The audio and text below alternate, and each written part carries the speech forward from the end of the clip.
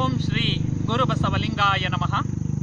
ಶ್ರೀ ಸಿದ್ದರಾಮೇಶ್ವರರ ಈ ಒಂದು ವಚನ ಪ್ರತಿಯೊಬ್ಬರು ಪಾಲಿಸಬೇಕಾದಂತಹ ವಚನ. ಎಮ್ಮ ವಚನದೊಂದು ಪಾರಾಯಣಕ್ಕೆ ವ್ಯಾಸನದೊಂದು ಪುರಾಣ ಸಮಬಾರದಯ್ಯ. ಎಮ್ಮ ವಚನದ 108 ಶತರುದ್ರಿಯ ಯಾಗ ಸಮಬಾರದಯ್ಯ.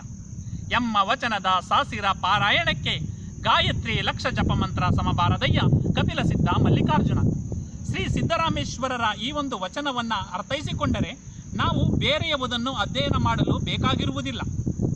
ಎಮ್ಮ ವಚನದೊಂದು ಪಾರಾಯಣಕ್ಕೆ ವ್ಯಾಸನದೊಂದು ಪುರಾಣ ಸಮಬಾರದಯ್ಯ ಅಂದರೆ ನಾವು ಒಂದೇ ಒಂದು ವಚನವನ್ನ ಬಸವಾದಿ ಪ್ರಮತರಾದಿಯಾಗಿ ಬರೆದಿರುವಂತಹ ವಚನಗಳಲ್ಲಿ ಯಾವುದಾದರೂ ಒಂದು ವಚನವನ್ನ ಅಧ್ಯಯನ ಮಾಡಿದರೆ ವ್ಯಾಸನು ಬರೆದಿರುವಂತಹ ಮಹಾಭಾರತಕ್ಕೆ ಸಮ ಎಂದು ಹೇಳುತ್ತಾರೆ. ಕಾರಣ ವಚನಗಳು ತಾವು ಏನು ಕಾಯಕವನ್ನ ಮಾಡುತ್ತಿದ್ದರು, ತಾವು ಜೀವನದಲ್ಲಿ ಏನು ಸತ್ಯವನ್ನ ಕಂಡುಕೊಂಡರು, ನೈಜತೆಯನ್ನ ಕಂಡುಕೊಂಡರು, ಆ ನೈಜತೆಯನ್ನ ಬರೆದಿರುವಂತಹ ವಚನಗಳು. ಆದುದರಿಂದ ವಚನಕ್ಕೆ ಅಷ್ಟೊಂದು ಅರ್ಥವಿದೆ. ಒಂದು ವಚನವನ್ನ ಅಧ್ಯಯನ ಮಾಡಿದರೆ ವ್ಯಾಸನ ಮಹಾಭಾರತಕ್ಕೆ ಸಮವಾದಂತೆ. ಎಮ್ಮ ವಚನದ 108 ಶತರುದ್ರಿಯ ಯಾಗ ಸಮಬಾರದಯ್ಯ. 108 ವಚನಗಳನ್ನು ಅಧ್ಯಯನ ಮಾಡಿದರೆ 100 ರುದ್ರಯಾಗ ಮಾಡಿದ್ದಕ್ಕೆ ಸಮವಾಗುತ್ತದೆ. ಅಂದರೆ ಒಂದು ರುದ್ರಯಾಗವನ್ನ ಮಾಡಬೇಕಾದರೆ ತುಂಬಾ ಕಷ್ಟ, ವರ್ಷಗಟ್ಟಲೆ ಬೇಕಾಗುತ್ತದೆ. ಆನೆ ಬಲಿ ಕೊಡಬೇಕಾಗುತ್ತದೆ, ಕುದುರೆಗಳನ್ನ ಬಲಿ ಕೊಡಬೇಕಾಗುತ್ತದೆ, ಒಂಟೆಗಳನ್ನ ಬಲಿ ಕೊಡಬೇಕಾಗುತ್ತದೆ.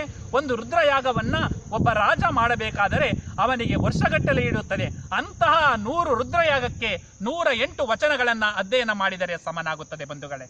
ಅದೇ ರೀತಿ ಎಮ್ಮ ವಚನದ ಸಾಸಿರ ಪಾರಾಯಣಕ್ಕೆ ಅಂದರೆ ನಾವು 1000 ವಚನಗಳನ್ನ ಅಧ್ಯಯನ ಮಾಡಿದರೆ ಗಾಯತ್ರಿ ಲಕ್ಷ ಜಪ ಮಂತ್ರ ಸಮಬಾರದಯ್ಯ. ಕೆಲವರು ಮಹಿಳೆಯರು ಮನೆಯಲ್ಲಿ ಗಾಯತ್ರಿ ಮಂತ್ರವನ್ನ ಪಠಣ ಮಾಡಿದರೆ ತುಂಬಾ ಶಕ್ತಿಯುತವಾದದ್ದು, ಸಿದ್ಧಿ ಲಭಿಸುತ್ತದೆ ಎಂದು ಗಾಯತ್ರಿ ಮಂತ್ರವನ್ನ ಪಠಣ ಮಾಡಕ್ಕೂ ಹೋಗುತ್ತಾರೆ.